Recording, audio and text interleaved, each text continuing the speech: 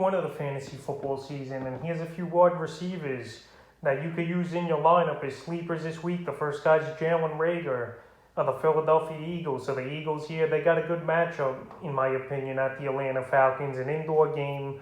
It's going to be a shootout, I think, where a lot of points are going to be put on the board, and both teams are going to be throwing the football a lot in this one. And Jalen Reagor right now, he's the number 2 or even number 1 receiver, in my opinion, on this Eagle team. They don't really have much depth, and they got a lot of unknown guys as well. They got Reagor, Devonta Smith, obviously won the Heisman last year, Greg Ward and J.J. Arcega-White, but right here, Reagor's more talented than those guys.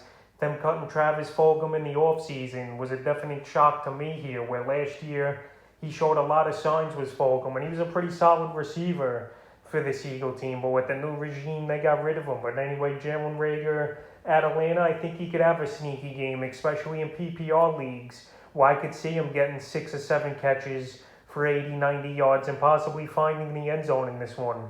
Like I mentioned, it's an indoor game, fast track, and the Falcons' defense the last few seasons haven't stopped anyone. So right here, if you got Reagor on your roster, or if you got an injury or something and need a pickup and play, I think Reagor's a decent start this week, and he's available as well in 79% of fantasy leagues. So right here, he's definitely a sleeper. The next sleeper is Tyrel Williams of the Detroit Lions. So the Lions here, they pretty much have nothing at the wide receiver position this season, with Marvin Jones and Kenny Golladay leaving, and then cutting Brashard Perriman a few weeks ago with him going to the Bears. So the number 1 man's Tyrel Williams. I know last season with the Vegas Raiders, he didn't play at all. He sat out the 2020 season, was Williams. But this season, he'll be the number 1 guy over there for Jared Goff and the Detroit Lions. And hey, they're going to be trailing in a lot of games this season. And this week versus the 49ers, they're definitely going to be trailing, in my opinion, where he's just going to get, just on volume alone, a few catches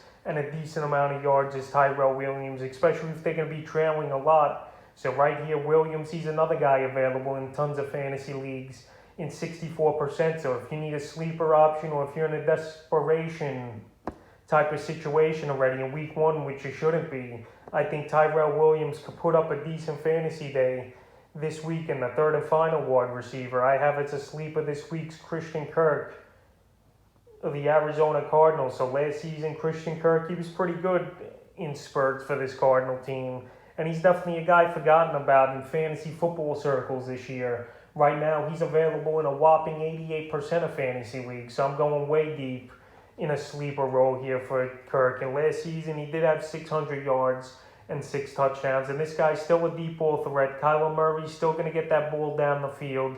I know they signed A.J. Green, but I think his best days are behind him.